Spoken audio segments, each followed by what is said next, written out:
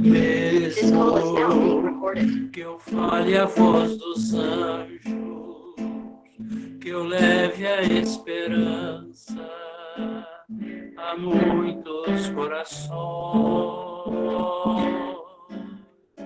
mesmo que eu pregue a humildade, a paz e a bondade a todos os irmãos, mesmo que eu fale do Evangelho, da dor, do sofrimento, da luz e do perdão, mesmo que eu faça caridade, se eu não tiver amor, nada adianta não.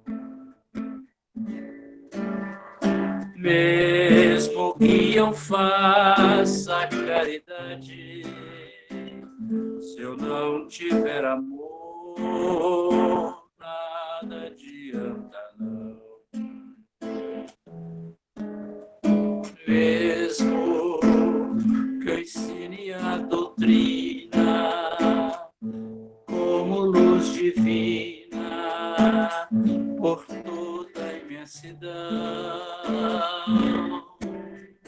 mesmo que eu fale de Jesus, de Deus que nos conduz aos braços de Maria, mesmo que eu faça tudo isso, que assumo o compromisso de ajuda ao irmão, mesmo que eu faça caridade, se eu não tiver amor, nada adianta não. Mesmo que eu faça caridade, se eu não tiver amor, nada adianta não.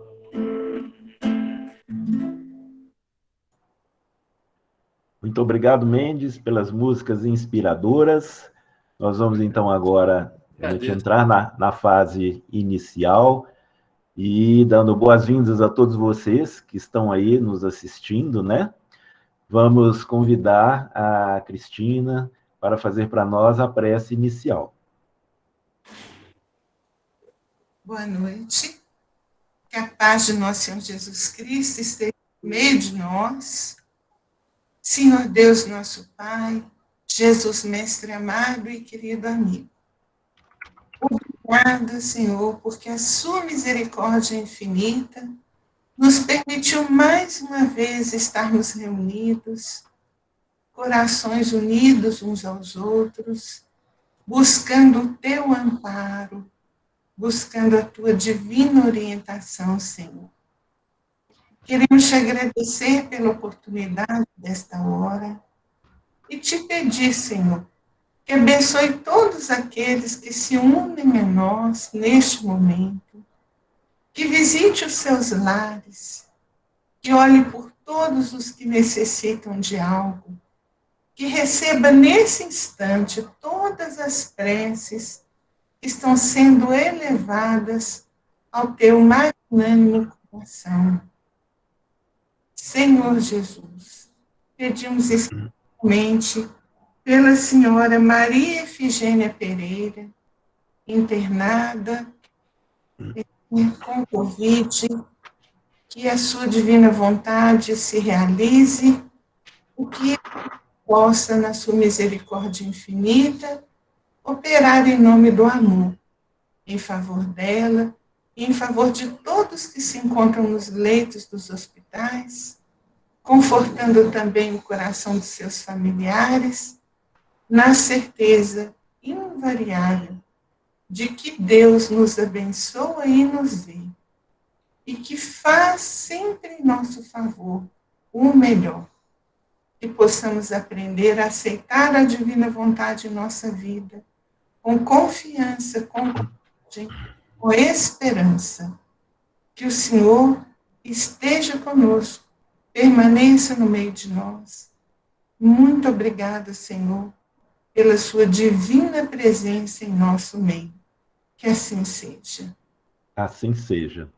Agora, então, nós vamos convidar a palestrante de hoje, que já está aí conosco, a Jaqueline Pereira, que vai falar para nós sobre Jesus Nazareno. Mas antes, só comunicar ao pessoal que 10 minutos antes das 9, nós já combinamos com a Jaqueline, a gente faz uma parada para atender alguma pergunta que vocês queiram fazer. Se quiserem adiantar, já podem colocar as perguntas aqui no chat, né? Que a gente já vai verificando aqui, e no final, hora que a Jaqueline já fizer aquela parada, então as perguntas já estarão aqui. Mas assim, se não tiver nenhuma pergunta também não tem problema. Jaqueline, então a fala está com você. Seja muito bem-vinda. Muito obrigada, pessoal, pelo carinho. É a primeira vez que eu estou aqui falando, né? Lá na Fraternidade Espírita Vovó Maria, eu já estou há mais tempo trabalhando e hoje é uma honra estar aqui, né? O que acontece? O pessoal me pediu para ler primeiro um capítulo do Evangelho de Mateus, o capítulo 2, do versículo 13 ao versículo 23. E é um spoiler esse capítulo de por que Jesus é chamado Jesus Nazareno. Tchan, tchan, no final do capítulo a gente já acaba descobrindo. 13. Depois que partiram, um anjo do Senhor apareceu a José em sonho e lhe disse: levante-se, tome o menino e sua mãe e fuja para o Egito. Fique lá até que eu diga a você, pois Herodes vai procurar o menino para matá-lo. Então ele se levantou, tomou o menino e sua mãe durante a noite e partiu para o Egito, onde ficou até a morte de Herodes. E assim se cumpriu o que o Senhor tinha dito pelo profeta: do Egito chamei meu filho. Quando Herodes percebeu que havia sido enganado pelos magos, ficou furioso e ordenou que matassem todos os meninos de 2 anos para baixo, em Belém e nas proximidades, de acordo com a informação que havia obtido dos magos. Então, se cumpriu o que fora dito pelo profeta Jeremias. Ouviu-se uma voz em Ramá, choro e grande lamentação. É Raquel que chora por seus filhos e recusa a ser consolada, porque eles já não existem. Depois que Herodes morreu, um anjo do Senhor apareceu em sonho a José no Egito e disse: levanta-te, tome o menino e sua mãe e vá para a terra de Israel, pois estão mortos os que procuravam tirar a vida do menino. Ele se levantou, tomou o menino e sua mãe e foi para a terra de Israel. Mas, ao ouvir que Arquelau estava reinando na Judéia, em lugar do seu pai Herodes, teve medo de ir para lá.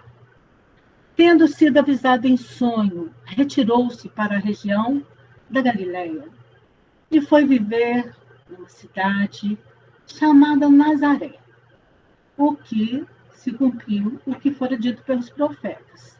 Ele será chamado Nazareno. Então, nós temos aí o porquê de Jesus ser chamado Nazareno. Ok? E agora vamos lá para o nosso Jesus Nazareno propriamente dito. O que acontece? Se falasse, por exemplo, nós estamos aí a Eliane Justino. Eliana Justino, Belo Horizontina. Caetano Paixão, Belo Horizontino. Cristina Belo Horizontina. Mais ou menos assim, é uma característica da pessoa que mora na cidade. Então, Jesus morava em Nazaré, foi chamado Nazareno, o que é apenas uma das faces do nosso querido, amado, maravilhoso Jesus. Gente, eu não sei se explicar para vocês que a palestrante aqui presente é um pouco irreverente, assim também é o seu guia espiritual, que é também reverente, que a gente considera que o mundo espiritual é uma alegria, uma festa. Então, se vocês acharem graça alguma coisa, vocês me perdoem se assim, não acharem que combinaram. Mas então, vamos lá. Quando eu era muito pequenininha, agora que está chegando Semana Santa, eu tenho certeza que todo mundo aqui, praticamente, tem um pezinho na igreja católica. Todo mundo já foi na procissão, todo mundo já foi naqueles lugares da igreja onde esconde as imagens da Semana Santa. E quando eu era pequenininha, eu adorava ir no lugar onde eles escondem as imagens da Semana Santa. Por quê? Lá tinha Jesus de tudo que é jeito que vocês podem imaginar. Tinha Jesus bom, feliz, da Páscoa, do Natal, na cruz, com sangue, com coroa de espinho, muito sangue, com coroa de espinho, muito pouco sangue. E assim, era o mesmo Jesus Nazareno. Mas ele tinha um monte de face lá. Eu devia ter uns 6, 7 anos. Às vezes eu morri de medo que tinha aranha na igreja, e às vezes também eu tinha medo que tinha um santo lá que eles tinham um olho de vidro, assim, me assustava um pouco. Mas, enfim, eu sempre tive muita curiosidade de ver Jesus, de alguma forma. Eu queria ver Jesus pessoalmente, eu confesso. Mas, como eu era filho de católicos e não entendia muito bem como é que fazia para ver Jesus pessoalmente, eu ia lá ver as estátuas lá que eu falei com vocês, né? E aí eu comecei a pensar se Jesus tinha cara, se Jesus tinha face. Aí lá na minha cidade, que é no sul de Minas, bem pertinho de Aparecida do Norte, os padres de lá, nas procissões da Semana Santa, e teve uma que eles pegaram um pano, falou que era uma cópia do Santo Sudário, onde a gente via a face de Jesus esculpida no pano. Aquilo assim, eu fiquei esperando ansiosamente para que o padre chegasse com a face de Jesus esculpida no pano, para eu poder finalmente conhecer a cara de Jesus.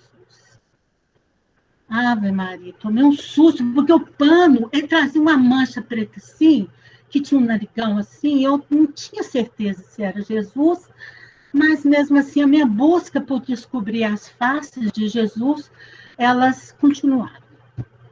E aí eu fui crescendo, e fui participando do grupo de jovens da Igreja Católica, e eles sempre me apresentando novas faces de Jesus, né?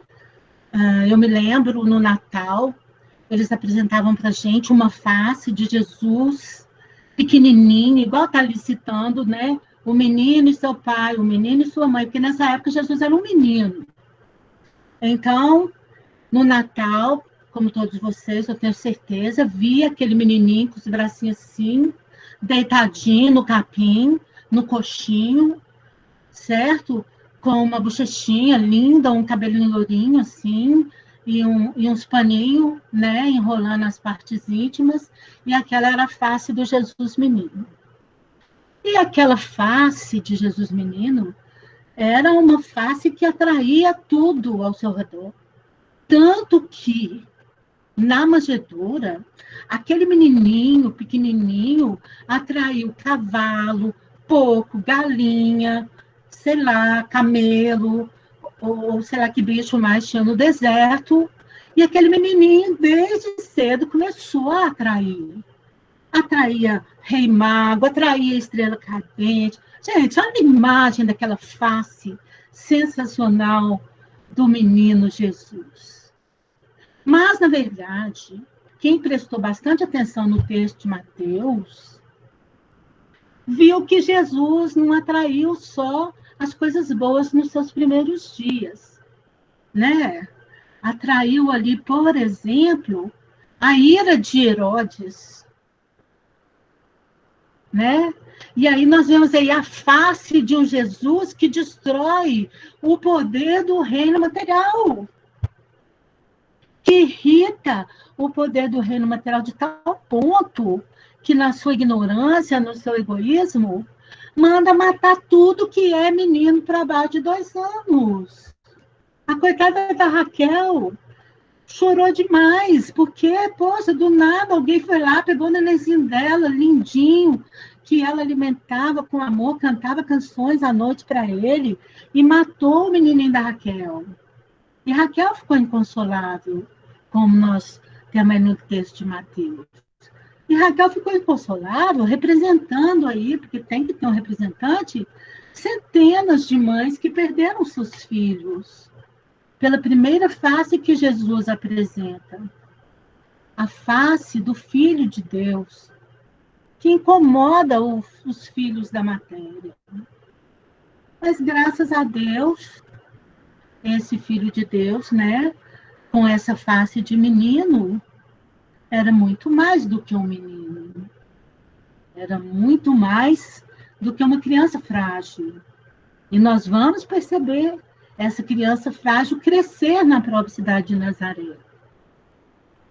Essa criança frágil crescendo na cidade de Nazaré, nós vamos ver que no Evangelho de Marcos, nós vamos ver no capítulo 6, que Jesus, no sábado, porque no sábado deles, todo mundo ia para a sinagoga, gente, até Jesus ia para a sinagoga. Aí vocês vão falar assim, Jesus ia na sinagoga? E, gente, Jesus, o Filho de Deus, também respeitava os costumes da sua época. É natural que ele fizesse isso. Por quê? Porque ele ainda estava trazendo a segunda revelação. Ele sabia que a primeira revelação, que era a lei, era muito importante. Então, mesmo criança ali, já nos seus 8, 9 anos, quando ele já ia na sinagoga mostrar a que veio, né? Ele já mostrava pelo exemplo. Porque o evangelho de Jesus, na verdade, é um evangelho de exemplo. Não é um evangelho de blá, blá, blá.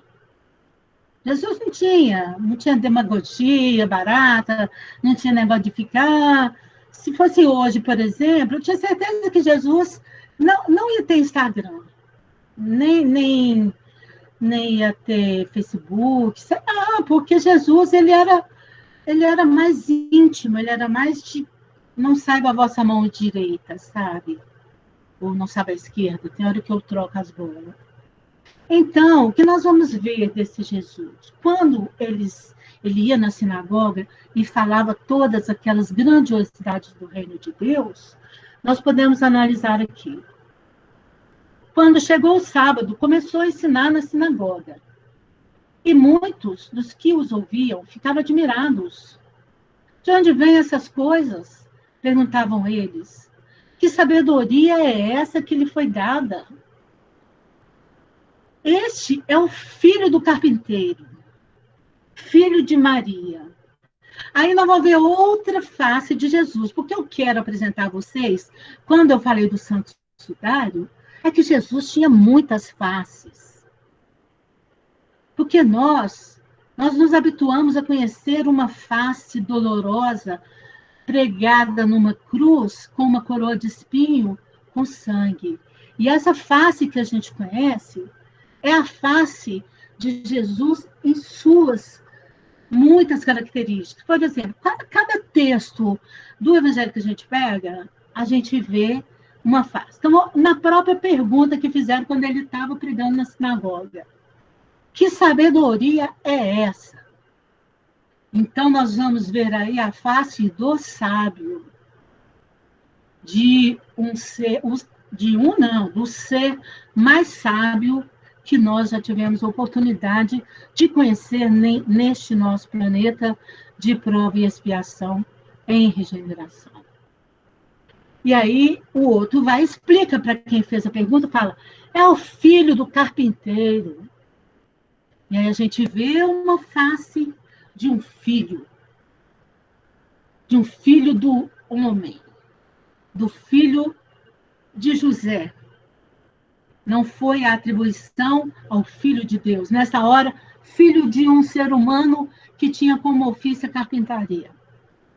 e que ajudava o pai pra caramba na oficina, certo? Então, nós temos uma face de um carpinteiro. E nós temos o filho de Maria, que hoje nós honramos como a mãe santíssima de todos nós, sempre a nos cobrir com seu manto de amor.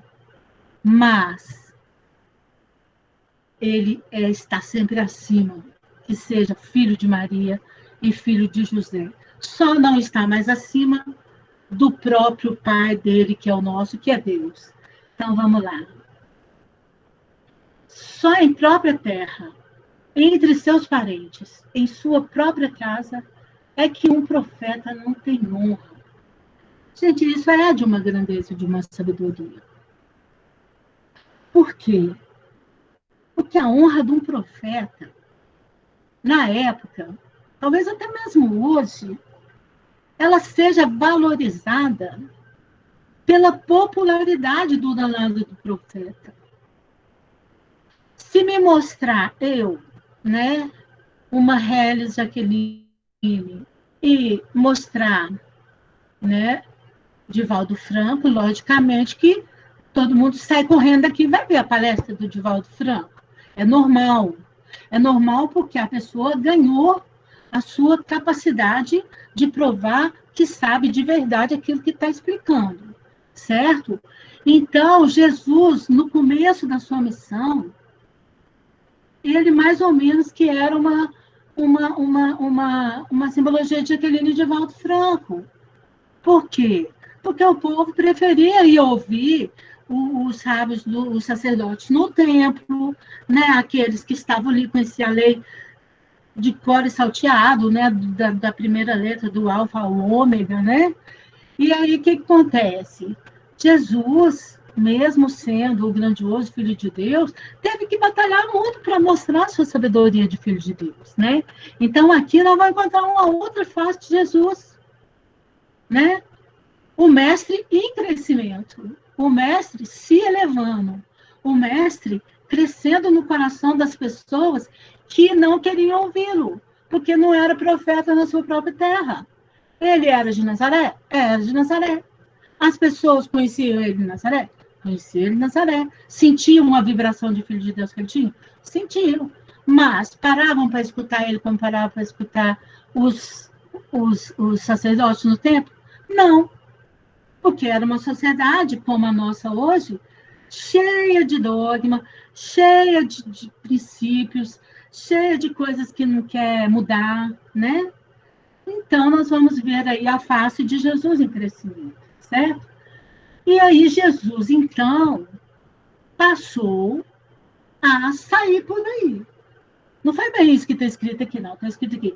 Então, Jesus passou a percorrer os povoados, ensinando.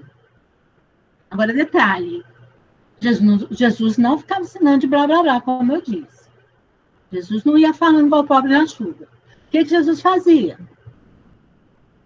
Exemplificava o evangelho. Ah, tá. Estava indo pela estrada, encontrava uma pessoa caída, sofrendo, quase morta. Jesus parava, impunha suas mãos. A pessoa se curava. Jesus, já sabendo aquele passado pregresso daquela pessoa com lepra ou com uma doença kármica grave, sabendo o passado da pessoa, porque ele é filho de Deus, conhece o passado de todo mundo, né? Tem a fichinha dele ali, porque Jesus já na época ele já devia ter algum equipamento assim, tipo um celular ali, né? Ele podia, ele era filho de Deus. Aí ele olhava, aquele doente ali, tem um passado muito difícil essa pessoa, mas eu vou dar uma ajuda aqui, porque ele está espiando bastante. Aí Jesus falava e consultava lá a fichinha dele, ó, te curei, mas não faz mais aquelas coisas que você fazia antigamente, não. Não vale a pena. Senão você vai começar a espiar isso no corpo, no perispírito, etc, etc, etc. Então, aí Jesus prosseguia.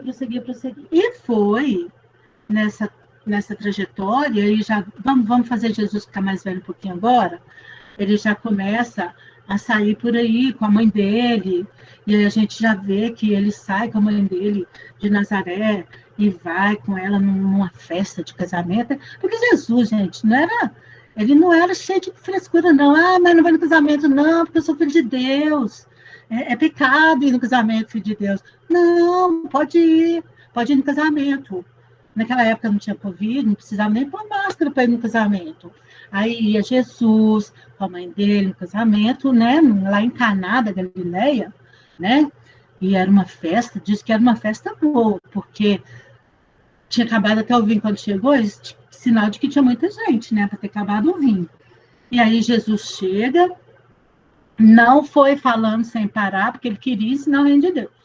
Chegou no casamento, deve ter conversado com as pessoas, deve ter distribuído aquela aura maravilhosa dele ali para todo mundo presente, né? Diz que ele era bonito, as meninas presentes também devem ter olhado para ele e disse, nossa, que gato esse moço que veio aí, quem será? E tal, igual a gente ficava na nossa época, né? E então, o que acontecia? Jesus sempre ali de olho para ver onde que ele podia ajudar. É o que nós tínhamos que fazer. Onde que a gente chega, já tem que ver assim, nossa, será que alguém está precisando de alguma coisa aqui? E aí Jesus sempre olhando, mas a mãe dele, Maria, nossa mãe santíssima, chegou e falou, filho, acabei de descobrir uma coisa, não tem mais vinho. Agora você imagina se eu chegar numa festa com meu filho e falar assim, meu filho, acabou a cerveja da festa. Lógico que eu não ia falar. Falei, meu filho, acabou a cerveja da festa, graças a Deus. Agora ninguém mais bebe, e aí não vai dar bagunça e tal, foi embora. Mas o vinho naquela época não era igual hoje, que as pessoas iam para embebedar. Era uma forma de confraternizar, de se alegrar, né? E aí Jesus vai e faz o seu primeiro milagre. Assim, gente, traz lá os potes todos que eu vou colocar, mas põe água limpinha, coisa e tal. E aí transformou água em vinho. Dizem que ninguém nunca tomou daquele vinho. Nem o melhor francês, que a gente já vê por aí, garrafa de 100 anos, diz que era boa igual aquele vinho. Eu não sei porque eu não provei, né, gente? Nem tomo muito vinho, não. Mas Jesus, ele tinha essa característica de ser solidário com as pessoas. Não importa se as pessoas estavam precisando de vinho ou se estava precisando ser curada de uma obsessão, por exemplo, né? Então, a gente vai vendo faces de Jesus que a gente queria muito ver ao longo da nossa vida. Sabe? Faces de Jesus. Eu poderia multiplicar aqui todas as faces de Jesus que eu queria mostrar para vocês. Eu anotei algumas, mas eu sei que se eu ficasse o dia inteiro aqui anotando, eu ia anotar um caderno com umas 500.000 faces de Jesus. Mas hoje, por exemplo, eu gosto de citar a face de Jesus que nós estamos precisando demais ultimamente. Sabe? Que a maior parte de nós, seja fisicamente, por efeitos aí da nossa vida desregrada, do nosso cansaço, da nossa alimentação desregrada, nós estamos com o corpo físico muito debilitado. Seja aí pelo nosso medo desse processo da Covid, que é uma ferramenta da regeneração, nós estamos psicologicamente também afetados. Para vocês fazerem uma ideia, nós temos um grupo de oração diária aqui, todos os dias às 7. Não tem uma semana que não pede oração por um jovem que se suicidou ou que está tentando se suicidar. Não tem nenhuma semana um pedido novo de um jovem que não consegue se livrar das drogas. Ou de alguém que foi internado com Covid, ou de alguém que foi internado com câncer. E aí nós vamos precisar muito da face de Jesus, que é a face consoladora, a face de consolador. Porque saber que Jesus nasceu na cidade de Nazaré é muito importante. Chega a ser relevante, mas não tão relevante quanto nós sabermos quais as faces de Jesus nós temos que procurar na nossa existência atual e no nosso momento atual. Então, eu espero que vocês me entendam, mas eu vou demorar um pouquinho mais nessa face do Consolador. Por quê? Porque quando Jesus, no Evangelho segundo o Espiritismo, do Cristo Consolador, capítulo 9, ele vai falar assim: se me amas, guardais meus mandamentos, eu rogarei ao meu Pai, ele vos enviará outro Consolador, a fim de que fique eternamente convosco. O Espírito da verdade, que o mundo não pode receber, porque não o vê e absolutamente não o conhece. Mas quanto a vós, conhecê-lo-eis, porque ficará convosco e estará em vós. Porém, o Consolador, que é o Santo Espírito, que meu Pai enviará em meu nome, vos ensinará todas as coisas e vos fará recordar tudo o que vos tenho dito. Gente, Jesus disse isso há 2021 anos atrás, e nós estamos lendo hoje. Por quê? Há 2021 anos atrás, ele falou assim: o meu Pai vai enviar. Mas hoje, eu não sei se vocês perceberam o quanto nós estamos sendo consolados pelo menino que foi carregado em cima do jumentinho para a cidade de Nazaré, para fugir de Herodes. Ou não? Cada vez que nós temos uma situação desesperadora, gente, nós recorremos a quem? Ao Consolador. E olha, sabe por que eu tenho certeza que ele nos consola? Por essa palavra que ele falou aqui, olha. Não sei se vocês perceberam. Porque tudo que Kardec escreve, tudo que Emmanuel escreve, a gente não pode passar lendo direto, não. Até na Bíblia, a gente tem que parar, de vez em quando, frear, dar aquela freadinha assim, bem até brusca, né? Por quê? Porque tem que parar, gente. Aí eu parei aqui e falei assim, olha, mas quanto a vós, conhecê-lo-eis, porque ficará convosco e estará em vós. Como assim estará em vós, gente? Ficará comigo, estará dentro de mim? Não foi isso que ele falou aqui, no Consolador Prometido? Que é o Espiritismo? Porque nós não podemos alegar ignorância para assim, não, Espiritismo não é o Consolador Prometido, porque a gente sabe que é. Pessoas muito mais sábias do que nós, muito mais preparadas, como o nosso querido Chico Xavier, que trouxe o livro O Consolador. Fala tudo isso aqui, gente, pelo amor de Deus. Não dá mais para achar que Jesus está lá no trono maravilhoso dele, com uma coroa na cabeça, ou lá na cruz, com a coroa de espinhos, correndo sangue. Tá, mas não.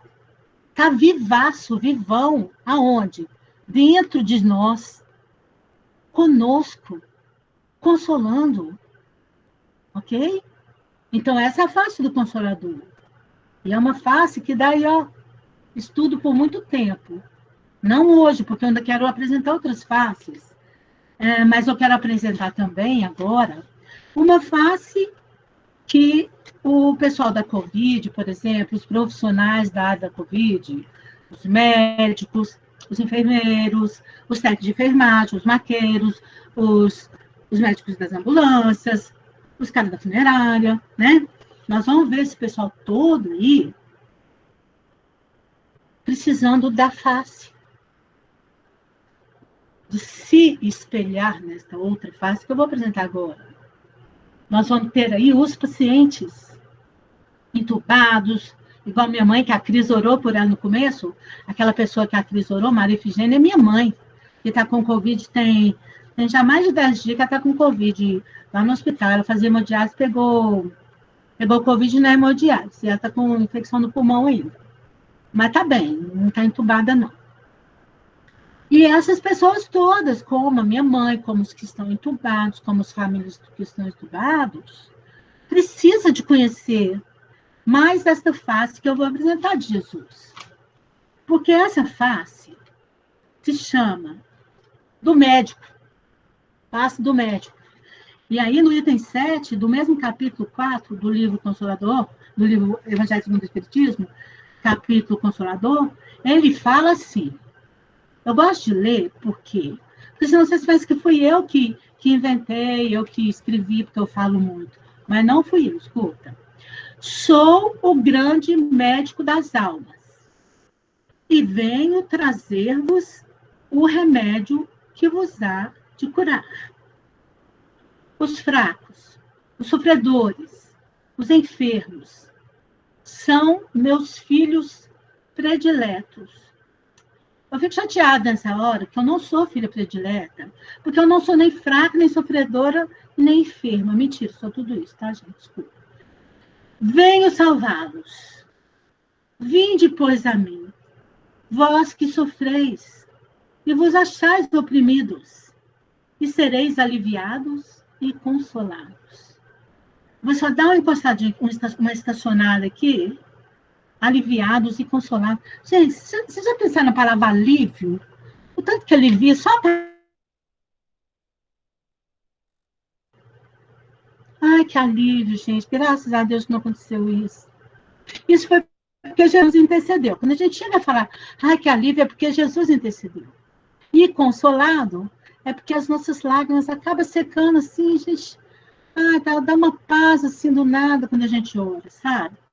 Não busqueis alhures a força e a consolação, porque o mundo é impotente para dá-las. Deus dirige um apelo aos vossos corações por meio do Espiritismo. Escutai-o. Gente, olha Jesus falando assim, o apelo de Deus por meio do Espiritismo, escutai-o. Jesus, quando você fala assim, escutai, você está dando uma ordem. E quem somos nós para desobedecer a ordem do mestre, gente? Presta atenção.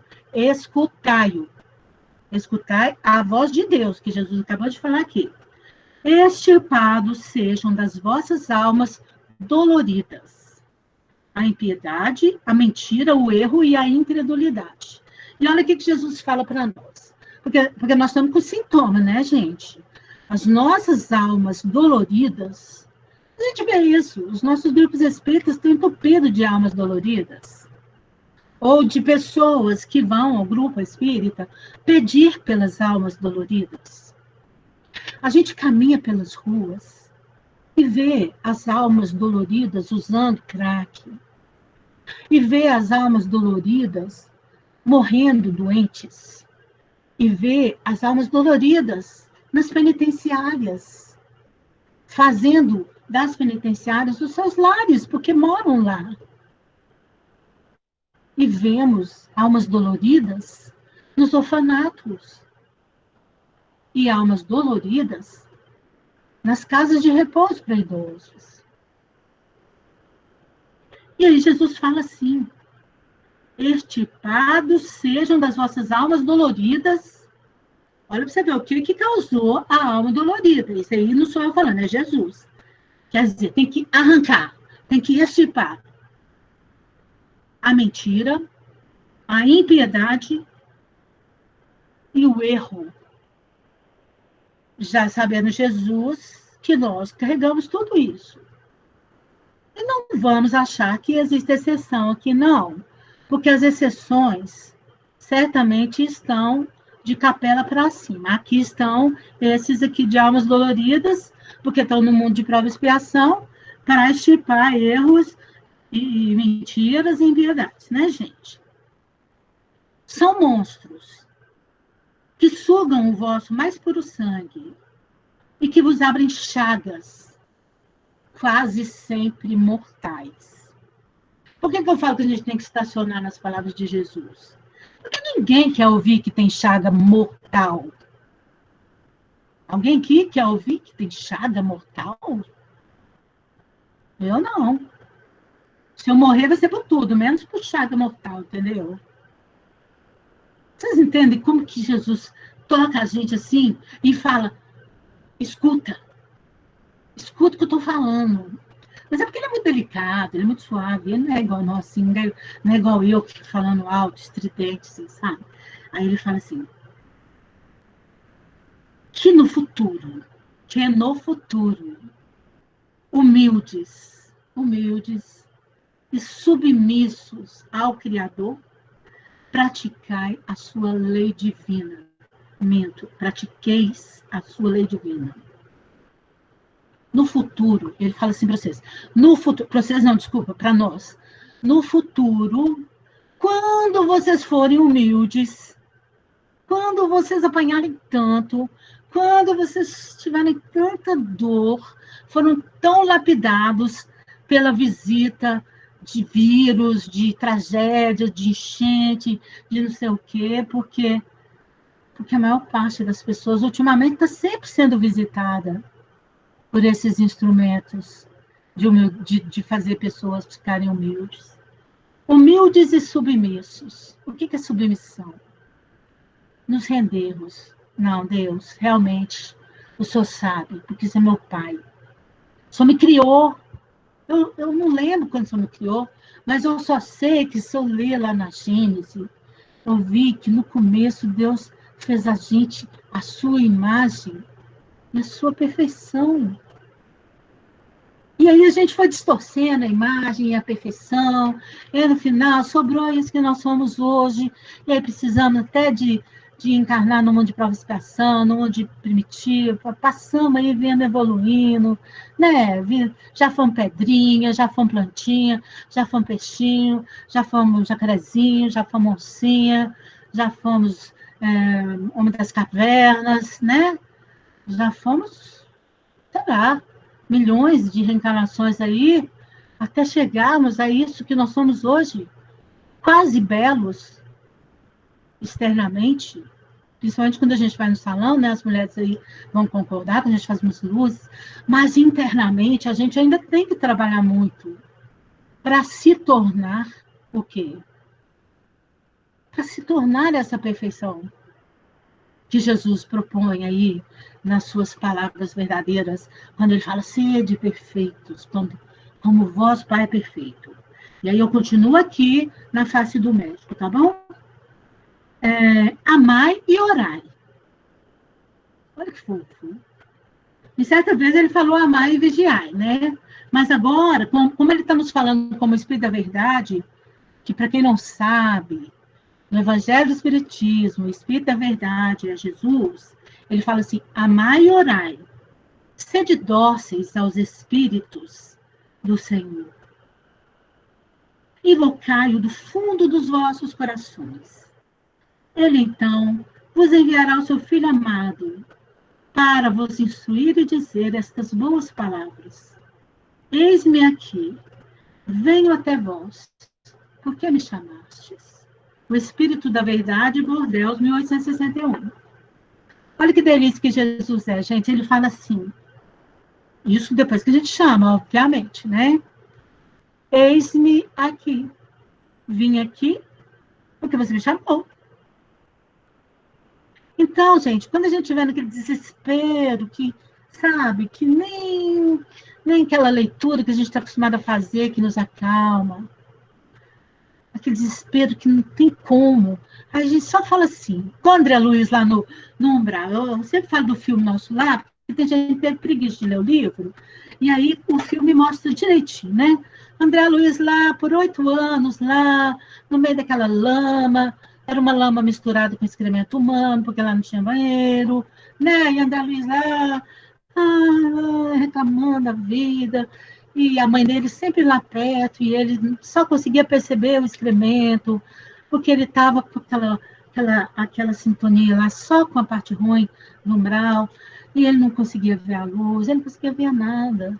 Até que um dia, ele chamou, ele falou assim, meu Deus, na mesma hora ele viu a mãe dele, vocês lembram? É assim com Jesus. Se você esquecer, não falar assim, Jesus, Espírito da Verdade, meu Deus, só fala assim, preciso de ajuda. Sabe, na mesma hora eles percebem, porque eles têm que reconhecer primeiro em nós a humildade que Jesus propõe aqui. Humildes e submissos ao Criador. É isso que o Nazareno fala para nós.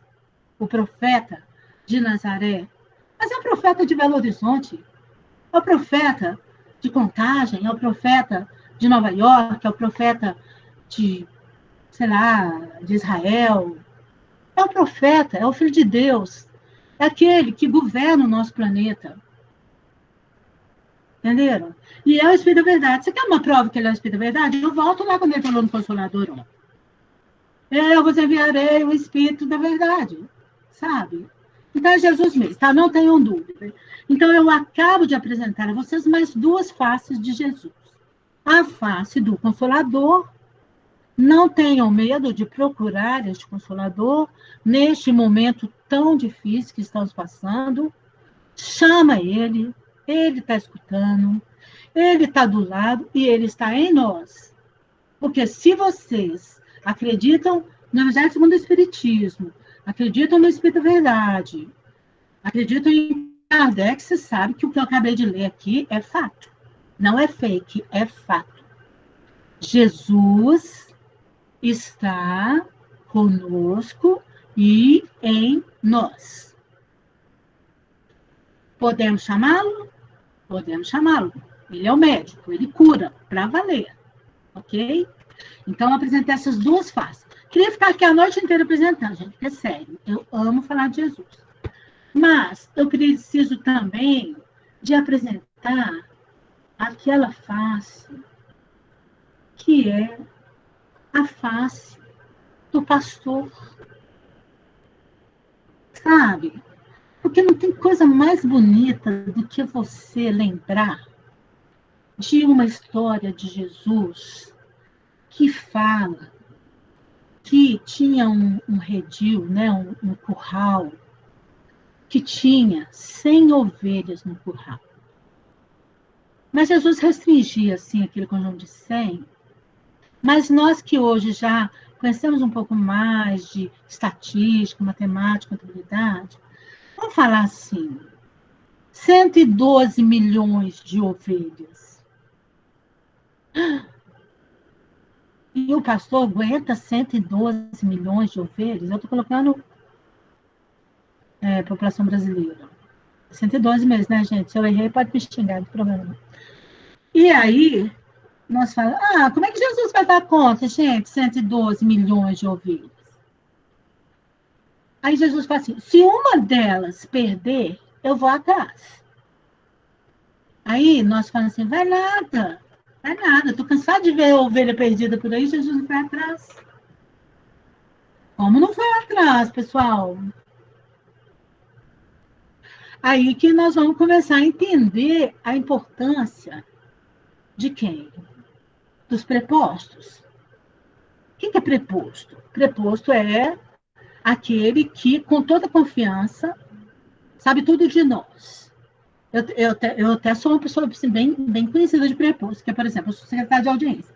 O preposto de uma empresa que vai lá fazer audiência, se ele não souber tudo, ele recebe a pena se tiver algum advogado, ele vai saber, ele recebe a pena de confissão, porque ele não sabe o que aconteceu lá. Então, no preposto tem que saber o que está acontecendo. Aí, quem é o preposto de Jesus? Aí a gente pega uma hierarquia de prepostos de Jesus, né? Para o nosso Brasil, por exemplo. Ele é o Brasil, o coração do mundo, pátria do Evangelho, sabe? Começa ali com Ismael, com Elio, com não sei quem, né? Aí tem centenas de prepostos, e nós ainda temos a honra e o privilégio de ter tido aqui um preposto sensacional chamado Francisco Cândido Xavier, né? Que, gente, vamos combinar.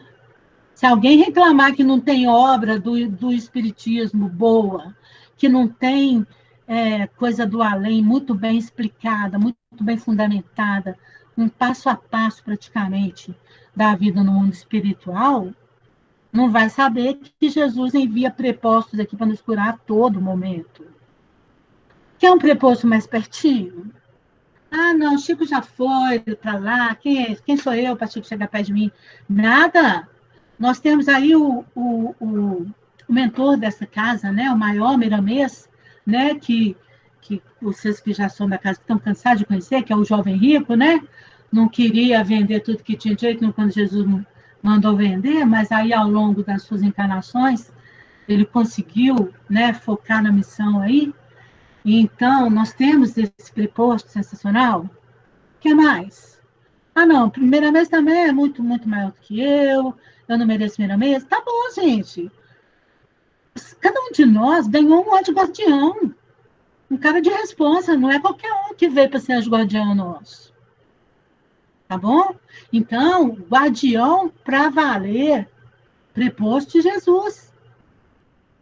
Para não deixar a gente ficar sucumbindo. Só que nós temos um problema sério. A gente vai pouco ao otorrino, dá um grau no nosso ouvido espiritual. E aí o anjo da guarda, anjo guardião, fala, não faz isso. Aí a nossa intuição escuta. Nossa, gente, se eu fizer isso, vou me dar mal. Ou como diz os nossos filhos e meus filhos, né? Vai dar ruim, vai dar ruim. Entendeu? Mas a gente não escuta. Então, aí haja preposto do alto para poder botar a gente no caminho certo. Não satisfeito com o anjo guardião, todo mundo aqui, a não ser quem nasceu de ovo, obviamente, que não é, acho que ninguém, teve uma mãe, boa ou ruim, alguém que veio para nos guiar. Então, ninguém pode falar que Jesus não buscou ovelha por aí, não colocou gente para buscar ovelha. Ah, tá, sua mãe não te ajudou, não? Você foi na escola? Fui. Sempre vai ter um professor lá, daqueles mais gente boa, que vai estar focado em trazer você para um momento melhor na sua existência. Ah, Jesus não buscou ovelha, não. Gente, não é possível que vocês vão querer um pastorzinho literal, com um chapéuzinho na cabeça e um cajado andando por meio do pasto, caçando ovelha. Não é assim que funciona. Né? Lá no seu trabalho, aparece sempre um colega, gente boa, um amigo. Lá no grupo espírita, o mentor espiritual, né? Cristina, tá na hora, né? Ah, que pena, Cris, estava gostando tanto de falar de Jesus para vocês. Tá na hora das perguntas, pessoal. Alguém quer fazer no chat? Ô, Jack, mas você vai continuar falando. Eu, inclusive, tenho uma pergunta para te fazer. Antes, eu queria fazer um pequeno comentário. Sim. No Espiritismo, lá na introdução, né? Ele vai falar também da seita dos nazarenos. E explica-se, né, que Jesus também era dessa seita. Então, ele vai citar, é muito interessante, que é um nome dado na antiga lei dos judeus aos que faziam voto perpétuo ou temporário de guardar perfeita pureza. Ele se comprometia a observar a castidade, abster-se de bebidas alcoólicas e conservar a cabeleira. Então, aquele cabelo partido no meio, na altura dos ombros, aquela barba daquela forma, era a identificação social daquela época, né, dos nazarenos. Então, Jesus também era chamado de nazareno, né, por causa desse voto dos nazarenos. Agora, a pergunta que eu queria te fazer é o seguinte: nesse trecho que você leu da passagem de Mateus, fala das crianças, né, assassinadas. Então, aquela pessoa que não tem um conhecimento mais profundo da doutrina pode perguntar assim: onde que estava Deus que deixou tanta criança morrer assim? Por que aquelas mães sofreram tanto, né? Eu queria que você falasse alguma coisa sobre isso. Então, gente, vocês entenderam a pergunta da Cristina? Porque eu normalmente não me atenho assim aos detalhes do texto, porque às vezes eu, né, estou falando, aí meu mentor fala também por mim, mas quando a Cristina traz para nós essa questão do assassinato das crianças, até que eu falei que a Raquel, né, vocês lembram que eu falei que a Raquel chorou, coitada? Está aqui. Do Egito chamei meu filho. Quando Herodes percebeu que havia sido enganado, ficou furioso e ordenou que matassem todos os meninos de 2 anos para baixo em Belém. Aí todo mundo deve realmente, né, achar que foi uma injustiça de Deus. Até eu já achei, confesso, que eu acho que Deus não foi muito justo com os meninos de 2 anos e com as mães dos meninos de 2 anos, né? Mas, gente, Jesus mesmo, mais tarde, quando ele deixa de ser esse menininho de 2 anos, o que ele fala? Ele fala assim: é necessário que venha o escândalo. Mas, ai daquele por quem vem o escândalo. Esses menininhos que aí desencarnaram nessa época, e as suas mães que tiveram que passar pela prova da perda, carregavam aquilo. Não sei se vocês lembram quando eu li ali a passagem do médico, que fala que o nosso espírito é muito dolorido por causa do erro da impiedade, certo?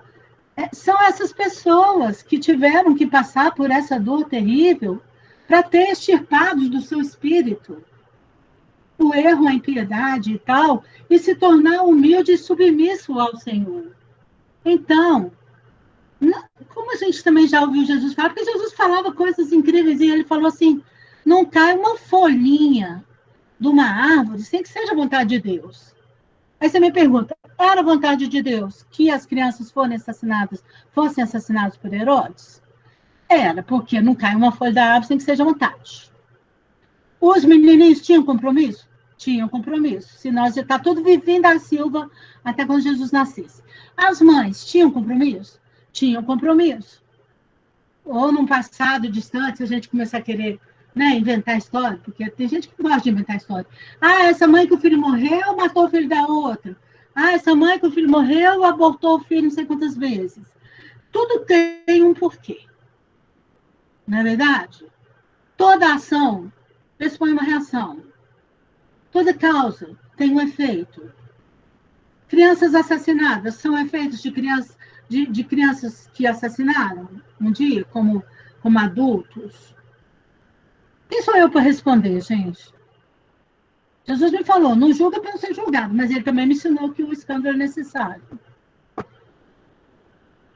E aí, Cris, quando você tocou na seita dos nazarenos, porque Jesus, ele tinha que se, como diz, ele tinha que se parecer um pouquinho com o grupo, porque, inicialmente, para uma sociedade que não aceitava, qualquer tipo de pessoa entrando por ali, ele tinha que começar com o processo de aceitação.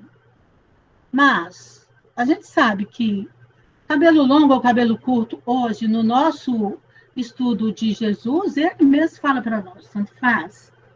Se eu sou pura de coração, mas perdi a minha virgindade com 15 anos, eu continuo pura espiritualmente. Então, assim, as questões de pureza, que a gente não pode julgar, e outros aspectos, elas ficam a cargo dos nossos mentores, de Deus, nosso Pai, e tudo, né? Mas, parece que falta só 4, 5 minutos, Cris, me ajuda aí. É a primeira vez que eu estou aqui, então estou um pouco ruim ainda nessa parte. 4 minutos. 4, né? É. Aí, agora, deixa eu ver se tem mais coisa aqui. Bom, eu acho que não teve pergunta aqui, pelo que eu estou vendo, Cris. Se tiver, o Wagner vai te ajudar. Se ele não te passar aí, é porque não teve. Ah, então não tem. Realmente, não houveram perguntas, caracterizadas aqui no chat. Mas, Jaqueline, a questão é porque você falou no início que você é irreverente. A sua irreverência leve, suave, nos deixou tão assim ligados em tudo que você estava falando que nem deu para fazer pergunta, viu? Foi muito bom tudo que você falou, do jeito que você nos trouxe. E eu confesso, eu estou ansioso pela sua próxima palestra irreverente. Oh, meu amigo, obrigada. Mas eu acho que Jesus era leve, né? Não sei. Com certeza. Eu acho que ele era, não. Eu tenho certeza que ele é leve, né? Senão não ia dar conta de ficar sem ele, né? Porque Exatamente. é muito bom. Aí acho que vocês agora têm que encerrar, não é isso? Isso, então nós estamos chegando, no nosso horário final e agradecemos muitíssimo a Jaqueline, por essa palestra inspiradora e realmente, assim, ficamos todos grudados, e ligados no que você estava falando, dessa forma leve, e assim, realmente não surgiu perguntas, viu? Sim? Sim, pode falar. Aproveitar que nós temos aqui 3 minutinhos, Sim. Fazer um breve comentário. Por quê? Assim como nesse texto a gente viu aquelas crianças que foram assassinadas, nós vimos a Raquel, que não tinha consolo para ela, né? Porque ela ainda não conhecia o Jesus Consolador, como a Jack falou, né? Mas por que a gente faz essa colocação? Porque neste momento, muitas pessoas ou estão enfrentando as perdas em virtude da Covid, ou conhecem alguém que está enfrentando, né? Ou está vendo os noticiários no jornal, e a gente precisa lembrar que não existe erro debaixo do teto de Deus. Que, como disse a Jack, não cai uma folha de uma árvore sem que Deus queira. Então, as pessoas que desencarnam em situações que nós não compreendemos, ou elas têm um compromisso do passado com aquela situação, né, a lei de causa e efeito, né, a semeadura que nós fizemos, ou são espíritos missionários, que de alguma forma se ofereceram para auxiliar a família, a sociedade, a humanidade num momento de necessidade, de aprendizado e de progresso. Então, não existe erro debaixo do teto de Deus. Como disse a Jack, estamos num planeta de provas e expiações, então provavelmente a maioria de nós é compromissado com a lei mesmo. Mas nós não podemos generalizar, podemos ter aí realmente as pessoas que estão cooperando com Jesus, com exemplo, com aceitação, com coragem, né? Então, eu queria deixar essa lembrança, que esse texto aí nos remete à confiança que nós devemos ter em Deus, nosso Pai, nosso Criador, em Jesus, nosso Mestre. O mundo não está, Deus dará, não está abandonado, Jesus está no leme, e tudo vai ficar bem. Ok, então, Jack, agora eu estou à vontade para te chamar de Jack também. E aí eu vou te convidar para fazer para nós a prece de encerramento em benefício de todos nós. Com certeza. Então, como diz Jesus para nós, nos ensinando a orar, ele disse: portanto, quando fordes orar, fecha a porta do seu quarto. Entendendo aqui que a porta do nosso quarto, nesse momento exato, são os nossos olhos do corpo físico. Porque quando a gente fecha a porta do quarto, nós deixamos lá fora tudo e vamos para a nossa intimidade, dentro do nosso coração. E assim que nós fechamos os olhos do nosso corpo físico, nós abrimos uma janela para o mundo espiritual. E nós, aproveitando alguns conceitos da visualização de Divaldo Franco, vamos abrir essa janela e imaginar que lá fora tem um céu azul, mas está chovendo fraquinho naquele céu, e formou-se um arco-íris maravilhoso, um arco-íris com cores fortes, que se destacam. E, como diziam os profetas antigos, o arco-íris é a aliança entre Deus e o homem. E nós precisamos enxergar mais esse arco-íris. Precisamos enxergar mais essa aliança que nós fizemos com Deus e que Deus fez conosco. Porque quando nós nos reconectamos com Deus, nós ficamos em paz. O nosso coração fica leve. As nossas dores ficam leves. Como chegou a dizer um dia o nosso querido Jesus Nazareno: vinde a mim, todos vós que estão aflitos e sobrecarregados, eu vos aliviarei, tomai sobre vós meu jugo, aprendei comigo, que sou brando e humilde de coração. Ou seja, hoje nós descobrimos que a humildade e a submissão a Deus cura as nossas feridas, cura as nossas dores. Então, nesse momento, a nossa oração vai subir pelo arco-íris.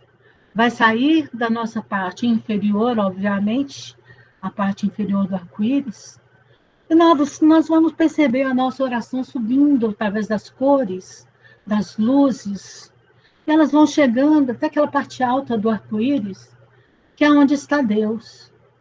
Não é aquele Deus distante, não é aquele Deus onipotente, muito longe, que a gente não consegue acessar.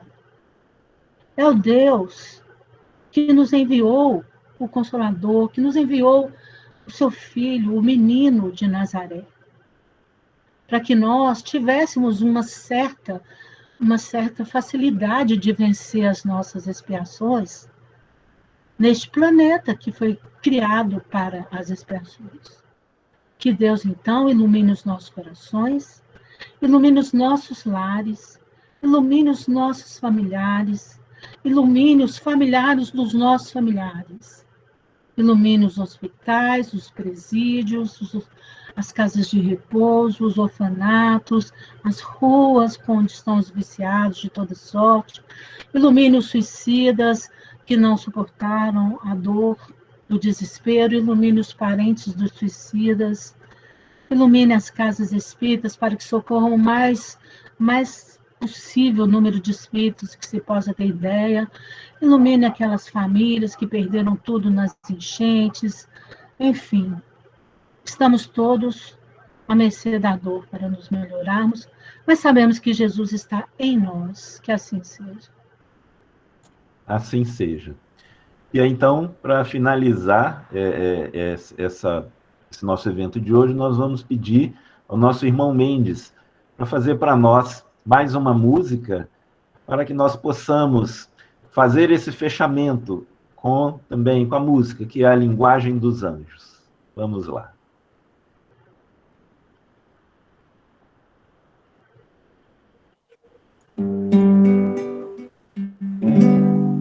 Ouço Deus no murmúrio das águas dos rios. Ouço Deus no furor dos ciclones bravio. Ouço Deus no cantar matinais dos pardais. Ouço Deus no lamento dos pobres mortais. Vejo Deus nas estrelas perenes de luz. Vejo Deus no esplendor que a alvorada traduz. Vejo Deus no suave perfume da flor. Vejo Deus no adeus companheiro da dor. Sinto Deus na saudade que evoca a lembrança. Sinto Deus no morrer de febris esperança. Sinto Deus na tristeza de ver-te partir. Sinto Deus na tua volta, irmão, a sorrir. Muito obrigado, Mendes. Agradecemos Boa noite a todos. Obrigado e boa noite. Isso, agradecemos por mais essa música que nos eleva. Boa noite a todos. Lembrando que estaremos novamente aqui na segunda-feira, nesse mesmo horário das 20 às 21. Boa noite a todos. Fiquem com Deus. Boa noite.